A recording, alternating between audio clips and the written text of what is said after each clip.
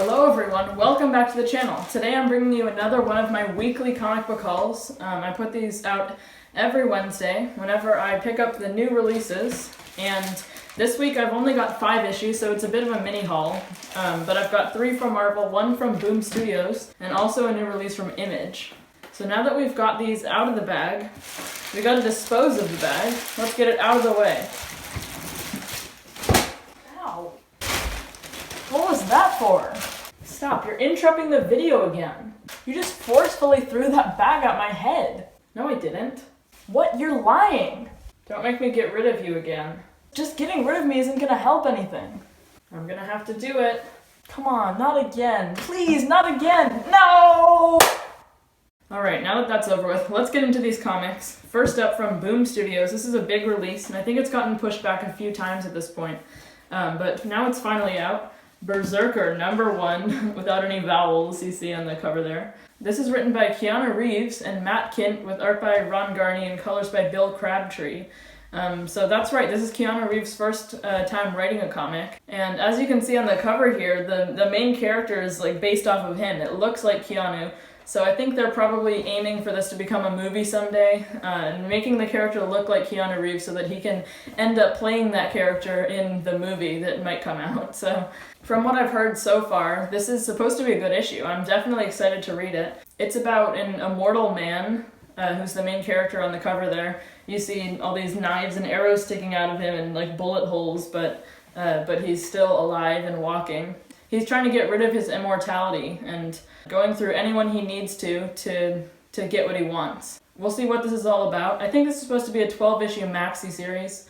If I like issue 1, I'll try out issue 2. I'll let you guys know what I think. Next up, I've got 1 issue from Image Comics this week. This is a brand new one that I wasn't planning on getting, but it ended up being a pretty light week because some of the Marvel comics were delayed. So I ended up picking up this, Nocterra #1. It's a brand new Image release written by Scott Snyder.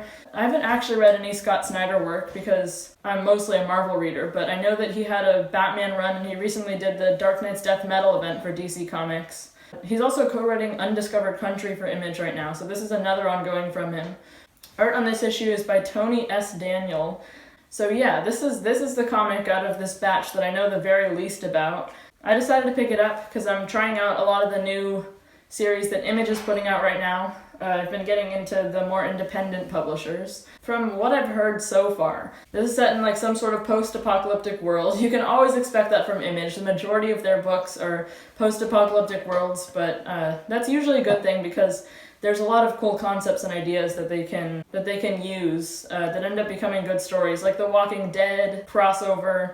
But this one specifically, the whole world blacked out at some point, and the sun stopped shining on Earth, and it centers around this like sort of superhero who you see on the cover there. She's like some sort of transporter who will like smuggle goods from one part of the world to another. I really don't know too much, that's just what I've heard from other people's reviews. But we'll see what Nocterra is all about.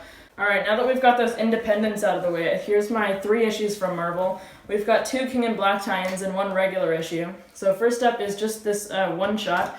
It's King in Black, Wiccan and Hulkling, #1. Wiccan and Hulkling are original members of the Young Avengers, and you might recognize Wiccan from WandaVision. He's one of Wanda's 2 kids in that show that's going on right now.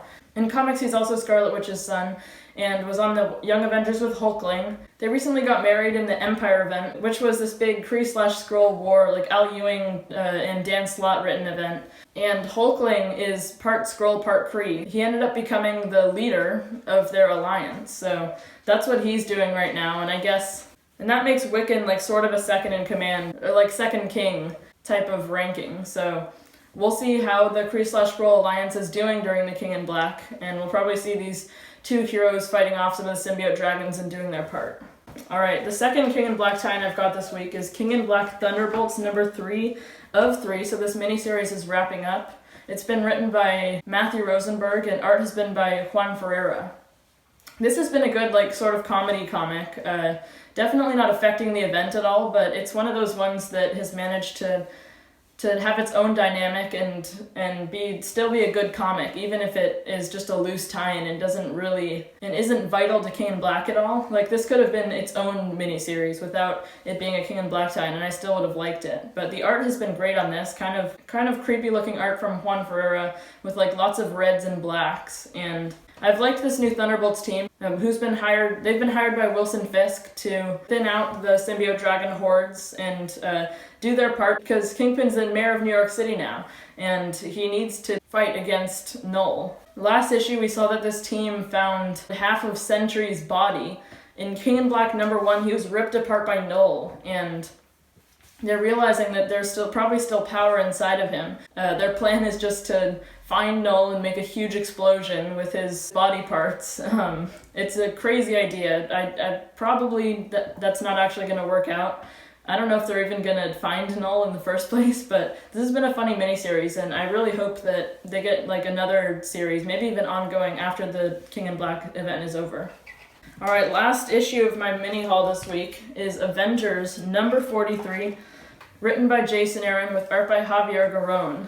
This is part 4 of the Enter the Phoenix story arc. I feel like it just started. It's been going by so quick, but the Phoenix Force has come to Earth again, and this time it's hosting this tournament where heroes and villains from all across the Marvel Universe are competing against each other in pairs, and whoever wins each pair is eliminated, so that it's thinning down. Probably we're going to see the two heroes who are going to be battling for the Phoenix Force. It's probably going to thin down completely this issue, because next issue is the finale of this story arc, and this is supposed to be leading into the Heroes Reborn event. Check out the video I made on Heroes Reborn and the new tie-ins that they announced.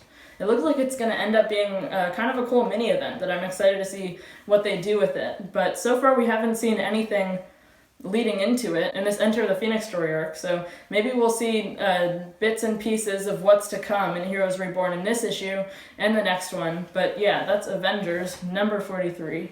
Alright, well that's every single one of the issues that I got this week. I know it was a pretty small week, but there's a lot of releases that I'm excited to read. Nocterra and BRZRKR, I'm the most excited for. I've been liking my independent comics a lot lately. We'll see what the story behind both of those comics are. Look out for individual reviews of both of those. I'll most likely do a BRZRKR one and maybe a Nocterra one. Before we go, make sure to subscribe. It's the button right below this video, and you can also hit that notifications bell right next to it.